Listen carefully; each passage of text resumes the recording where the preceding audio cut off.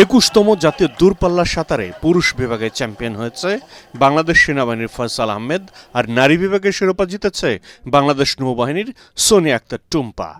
Bangladesh swimming ফেডারেশনের ব্যবস্থাপনায় এবং বাংলাদেশ নৌবাহিনীর পৃষ্ঠপোষকতায় এই সাঁতার প্রতিযোগিতার আয়োজন করা হয়। সকাল ৯টায় পুরুষ সাঁতারুদের নারায়ণগঞ্জ জেলার শীতলক্ষ্যা নদী সংলগ্ন বক্তারবলী বাজার হতে শুরু হয়ে প্রায় ১০ কিলোমিটার দূরত্ব অতিক্রম করে ধলেশ্বরী নদী সংলগ্ন মুন্সিগঞ্জ লঞ্চ ঘাটে এসে শেষ হয়।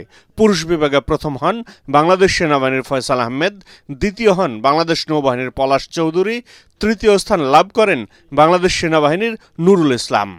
এদিকে নারীদের সাঁতার শীতলক্ষ্যা সংলগ্ন সিপাহীপাড়া থেকে শুরু হয়ে প্রায় ৭ কিলোমিটার দূরত্ব অতিক্রম করে ধলেশ্বরী নদী পারের মুন্সিগঞ্জের লঞ্চঘাটে এসে শেষ হয়। নারী বিভাগে প্রথম স্থান অধিকার করেন বাংলাদেশ নৌবাহিনীর সোনিয়া আক্তার টুম্পা, দ্বিতীয় তৃতীয় হন একই দলের মুক্তি খাতুন ও রূপা খাতুন। পুরস্কার বিতরণ অনুষ্ঠানে বাংলাদেশ সাঁতার ফেডারেশনের সভাপতি ও নৌবাহিনী প্রধান অ্যাডমিরাল এম নাজমুল হাসান বলেন, সাঁতারে ভালো করার জন্য প্রতিভা অন্বেষণ করে তাদেরকে দীর্ঘমেয়াদী প্রশিক্ষণ দেওয়া হবে। আমি আজকে সবার সামনে ঘোষণা দিতে চাই, আমরা এখানে একটা স্পেশাল ট্রেনিং ক্যাম্প করব এবং এখান থেকে আমরা কিছু সাঁতারুকে বাছাই করে আমরা ন্যাশনাল ট্যালেন্ট হান্ট প্রোগ্রামের মধ্যে অন্তর্ভুক্ত করব।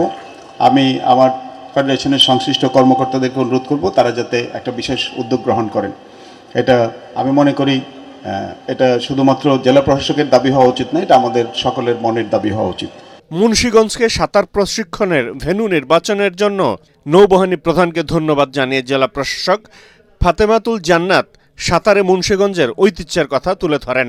ব্রজেন দাসের জন্ম মুন্সিগঞ্জে এবং বিভিন্ন সময়ে আমাদের বিভিন্ন প্রতিযোগিতায় আমাদের সাঁতারুরা তাদের দক্ষতার ছাপ রেখেছে। আমরাও খুব আনন্দিত এবং মুন্সিগঞ্জবাসী সকলে আনন্দিত। পুরুষ ও নারী বিভাগে প্রথম থেকে পঞ্চম স্থান অধিকারী প্রত্যেক সাঁতারুকে ক্রেস্ট, সার্টিফিকেট এবং অর্থ পুরস্কার দেয়া হয়। পরাগ আরমান, এটিএন বাংলা।